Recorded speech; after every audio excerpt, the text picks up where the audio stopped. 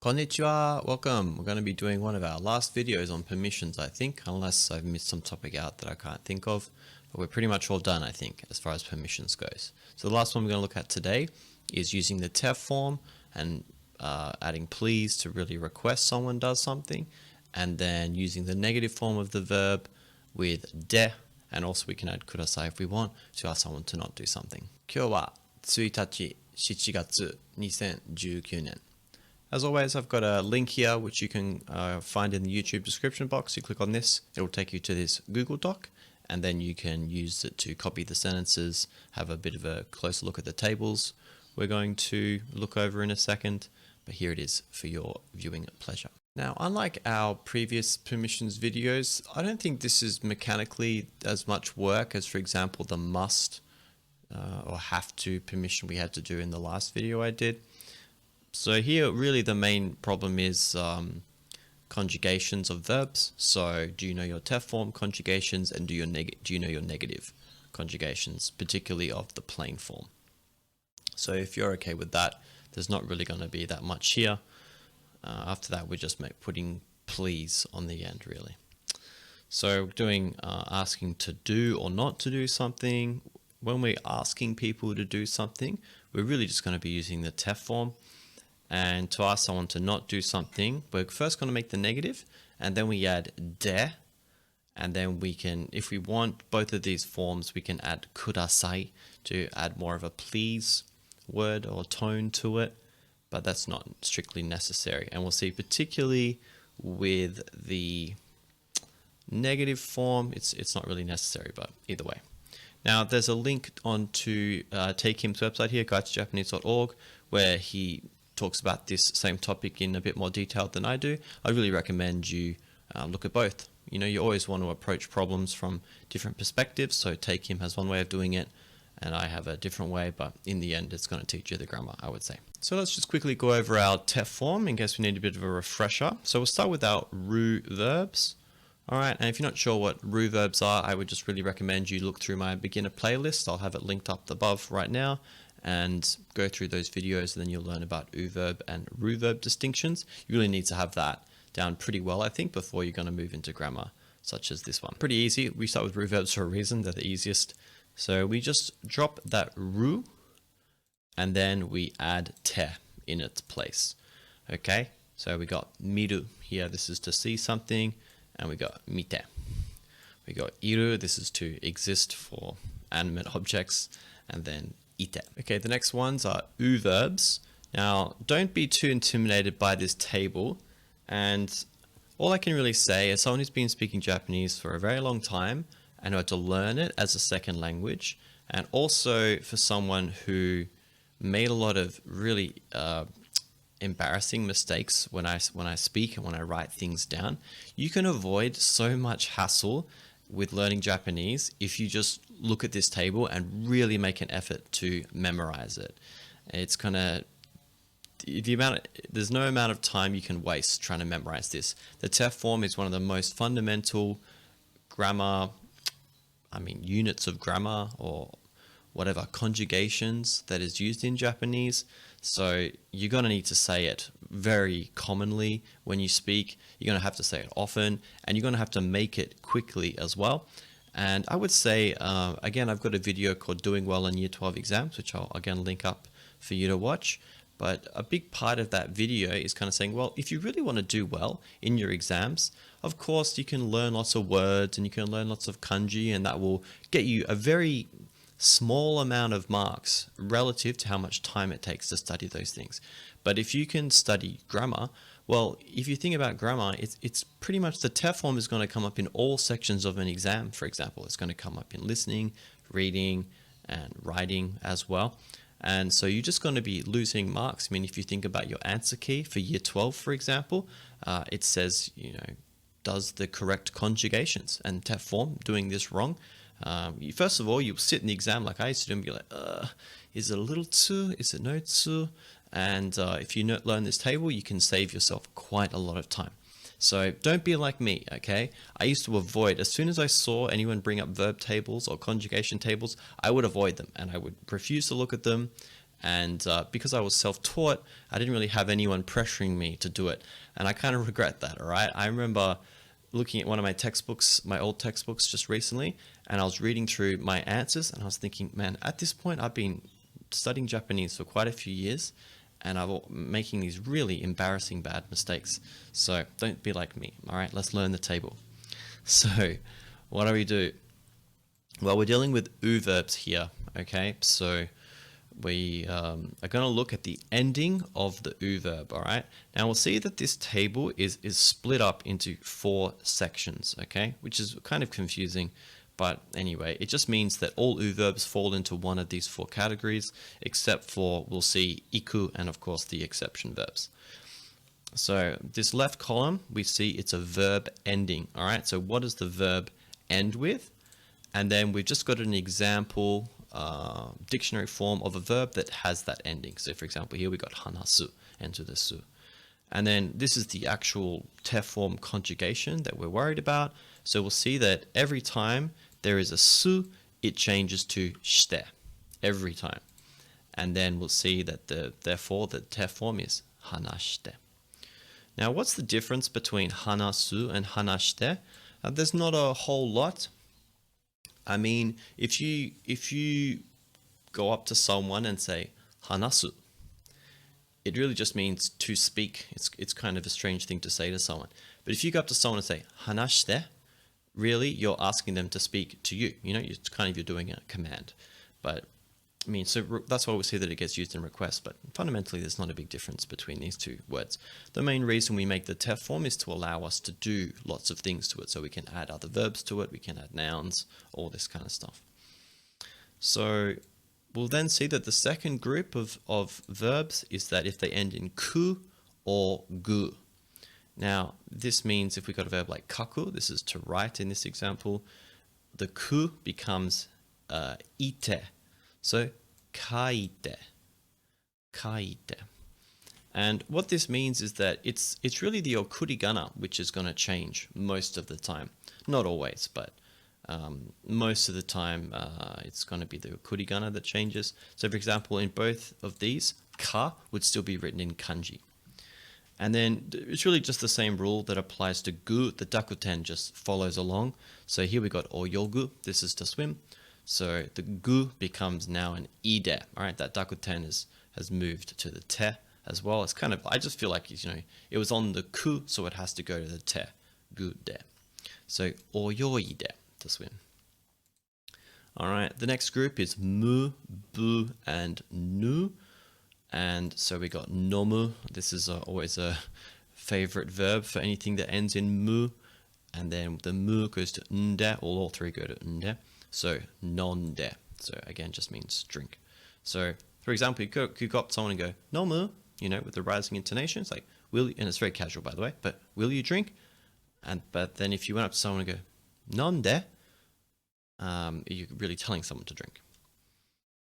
Next one is bu. So again, asonde, asobu, asonde, so to play. And then this one, I always get some strange looks when Japanese people see this lesson, because shinu means to die. People say, why are you telling people to die? This is not really a common word that you're going to need to know that much. The main reason I use this word is, well, this is not really my table, this is from Take In, but nu, there's very few verbs that end in nu. So shinu is one of the most common ones out of the ones that do end in nu. So yeah, so shinde. And finally, the 4th kind of group is ru, u, and tsu. So here we got wakaru, and all 3 of these are going to become a little tsu and a te. All right, so wakatte. So notice the difference between what we just looked at with the ru verb rule. So the ru gets dropped and we replace it with a te. And here we get a little tsu and a te. And if you don't know your te form conjugation tables, this will seem really confusing because you'll see some verbs that end in ru will get a te and some will get a little tsu and a te. So it really confused me for a long time anyway. So please learn your tables.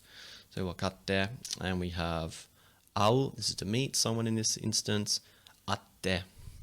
and tatsu to stand up, tatte. Last little section is just looking at our exception verbs. Now, we have our usual suspects in here of suru and kuru. We always expect these to be exception verbs. But just for the te form, and by extension the ta form, but we won't talk about that now, iku is one of these examples that's an exception. So iku is to go, all right? So only this verb of to go is an exception, and it becomes ite. So really the ku is getting replaced with a little tsu and a te, if you want to think about it that way. But otherwise, suru becomes shite and kuru becomes kite. So these are not really following any rules, they're just exceptions. All right, so that's our te form conjugations out of the way. I'm not going to go over making the negatives for verbs right now. Again, if you look into my beginner playlist video, I've got a whole video where I discuss how to make negative verbs. I'd really recommend you watch that if you're unsure of how to make your negatives. So we'll do some example sentences here though, so we can see this in action.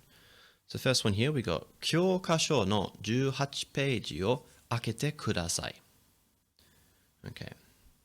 So we see we got our ください, please, and then 開けて.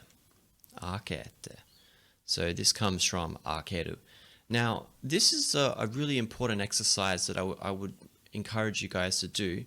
And it's all well and good when we look at our te form conjugation table, right? And we don't really care about it for ru verbs, but particularly u verbs, it's a bit confusing when we want to go backwards, okay? It's like we get a te form, and maybe we don't quite recognize the word, right? You go, akete, I'm not really sure what this means.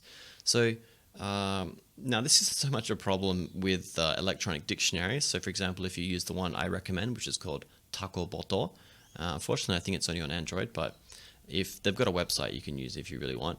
But because it's an electronic dictionary, you can just copy paste akete into it and it'll recognize, especially if the kanji is there, but it'll recognize, hey, this is the conjugated te form of akeru, and then it'll still bring up a result. But when I was learning Japanese, you know, you didn't have smartphones, for example, and you couldn't easily get an electronic dictionary. They were expensive. They were about like $200, $300, and I was a student, so I didn't really have any money. So I instead had a paper dictionary, and if you've got a paper dictionary, you can't just copy paste akete into it, right? It's not going to find it for you. And you also, and this is the reason I bring it up, you can't look up akete. It's not going to be an entry in the dictionary. It'll have akeru, which is the kind of dictionary form of the verb, but it won't have all the conjugations in there unless they're super special. So what do?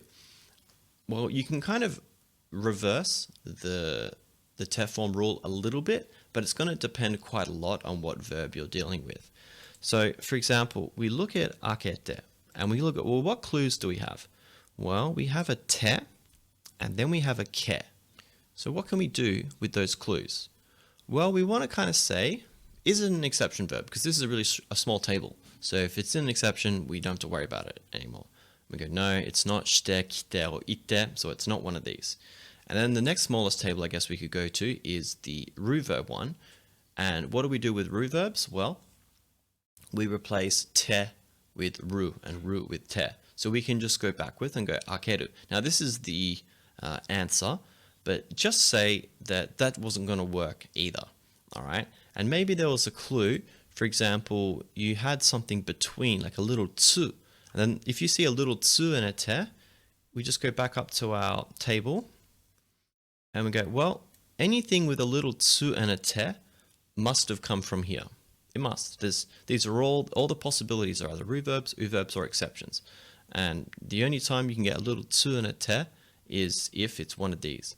But the problem is, and this is why I was saying it's tricky because of this u verb table, is that for these three groups, okay, obviously su, it's always going to be shite, so that we don't have to worry about it. And I guess even ku and gu, we either know ite or ide, it's going to be ku or gu. But really, I guess I'm focusing on these two groups, I should say. These two groups, we kind of go, well, because it's there or little tsu and te, it's either going to be, the verb is going to end with mu, bu, or nu, or ru, u, or tsu. So at this point, you can't know, unless you just kind of substitute it in and read it and go, oh yeah, that's a verb I recognize, and it's just because it was in the te form you weren't familiar with it. Okay, then that will be fine. But most of the time, people are going to get stuck at this point, and this is when you have to look it up in a dictionary. But if you have replaced it, you've got a 1 in 3 chance of being correct. All right. So it could be something mu, something bu, something nu. You can't tell from the TEF form. This is why it's tricky to go backwards. Going forwards is no problem. Getting from the TEF form to the plain form is a little bit harder. So you just have to look up all 3 variations, okay? So just say, for example, just say we found this word wakatte, all right, wakatte. We go, well, because there's a little tsu and a te here, all I know is that this verb was either wakaru, wakau, wakatsu. Okay, it's got to be one of those 3 choices. And you've got to look every one up individually in the dictionary. And hopefully you look up wakaru first. You go, oh, this word means understand. Then you can look at the context of the sentence and you say, well, it's probably the verb that it's referring to. Of course, if there's kanji, it makes it even easier. But that's one little technique. Now, it's not really foolproof and it's a little bit harder to go backwards, but showing you that it is possible, but you still kind of need a dictionary to do it. So we kind of say, 教科書の18ページ. Now, 教科書, this is a textbook, 18ページ, the 18th page. Just want to point out here that this is a counter in Japanese. So, the number followed by the counter. This is how counters work. It just so happens to be a counter that's written in katakana. But 18ページを開けてください. So please open your textbooks to the 18th page. Next one. ここでタバコを吸わないでください. Alright, 吸わないでください. Well, we have our please, so who cares? 吸わないで. Alright? And you should recognize that this wanai tells us that this was originally su.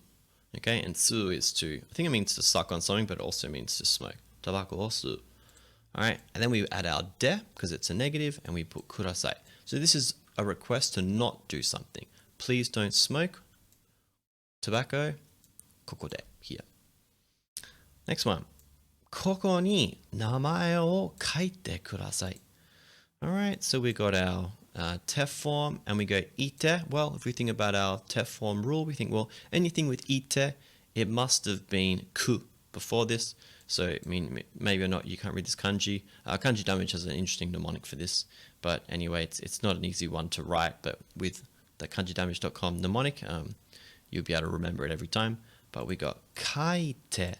So this is our TEF form of kaku, to write, kudasai. So please write ここに名前を, your name here.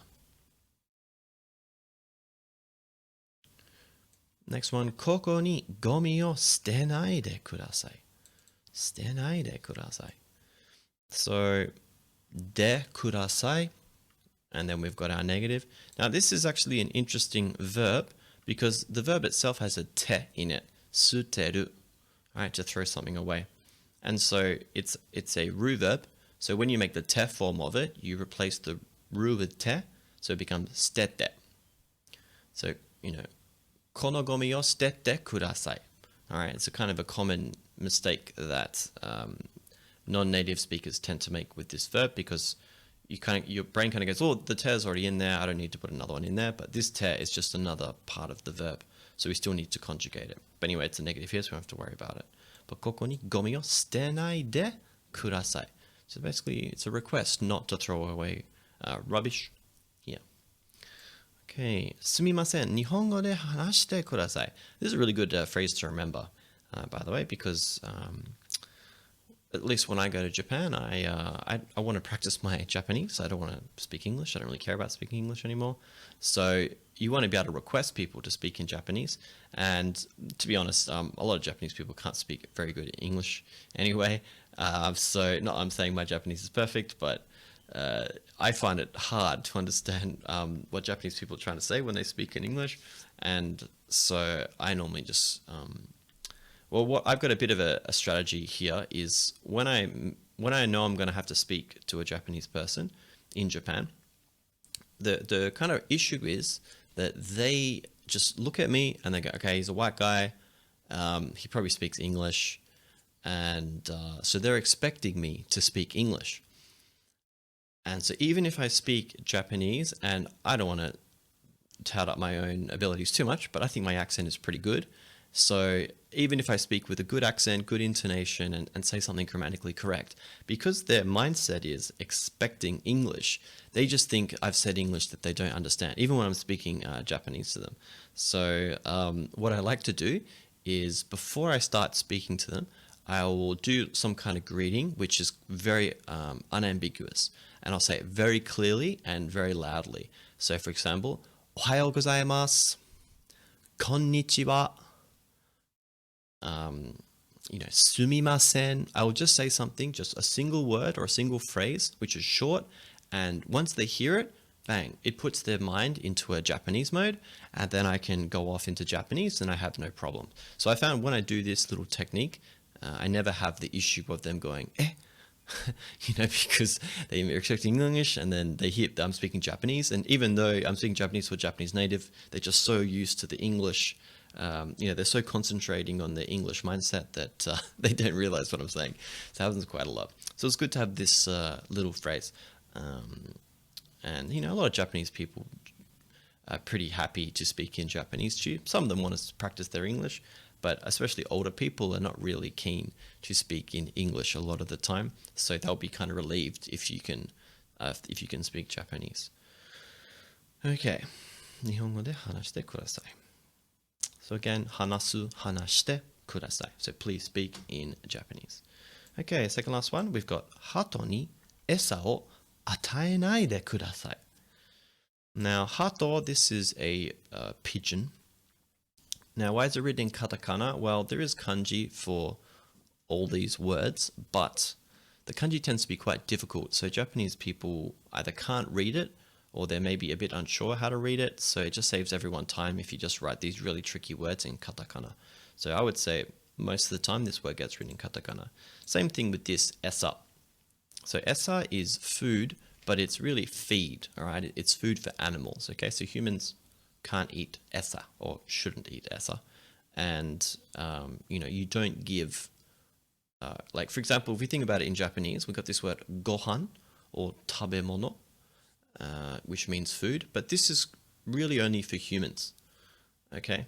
So when you're giving food to dogs or cats or whatever, esa agemasu. All right. So, and then this verb you don't really need to know, but this really means to provision or to give someone something. So, 鳩に餌を与えないでください. So, please don't give feed or food to the pigeons. So this is probably on a sign somewhere. And last one, 早く起きてください. 朝ですよ. All right, sounds like my host mom. So, 早く起きてください. So here, this word is now meaning quickly. It doesn't mean early. So, 早く起きてください. So please wake up, basically now, get up quickly. 朝ですよ. It's morning, I don't know if that's quite an excuse to have to wake up early, But anyway, so 早く起きてください. So again, we're seeing it's being used as a request here. Now, I got all these example sentences from this website. I actually use this website quite a lot when I'm trying to find example sentences. And you never really want to learn words in a word list devoid of any context. Because, take the word like hot or something is hard. It's like we've got lots of synonyms for these words, and Japanese is the same. The synonyms can only be kind of used in certain situations, or maybe there's a word. It's like, yeah, it's a word, but you're only going to hear it in some period drama or something. So you want to look up modern Japanese sentences so that you can get a feel for, okay, this word actually gets used in conversation. This is a word Japanese people actually use, or what's the appropriate word to use here, rather than just, going through flashcards on a dictionary and adding words. You go, oh, that'd be a cool word to learn. It's like, yeah, it might be cool, but no one's ever going to use it. So you'll sound strange if you use it. So this website's good because it has even more than I've put on here. It'll have about double the amount. So go there and have a look. And they've got topics on every single JLPT, at least N5, N4, and 3 grammar. They've got example sentences. So it's quite a good one. Okay, 終わりました. So I hope you enjoyed this video series on permissions. It's certainly a very big part of Japanese grammar, and particularly N4 level, N3 as well, and a little bit of this in N5. Especially what we did today is probably more likely to pop up in N5. But the other ones like Shinake by 90%, that's probably a bit more of an N4 one. But either way, if you're, for example, doing year 12 exams, year 11, year 12 exams, you really have to have a handle on all of these to do well. So I wish you the best. Hit me up with any questions in the comments below. Otherwise, my details are here on screen. If you found this lesson useful, I'd really recommend you leaving a like, doing a subscription so you get notified of any videos. And please share with your friends if you know anyone who has any interest in Japanese at all. I think a lot of people would get a lot out of these lessons. You know, particularly if you watch, Japanese shows on Netflix, or one I really recommend is Terasu House. It's available on normal Netflix. It's very good.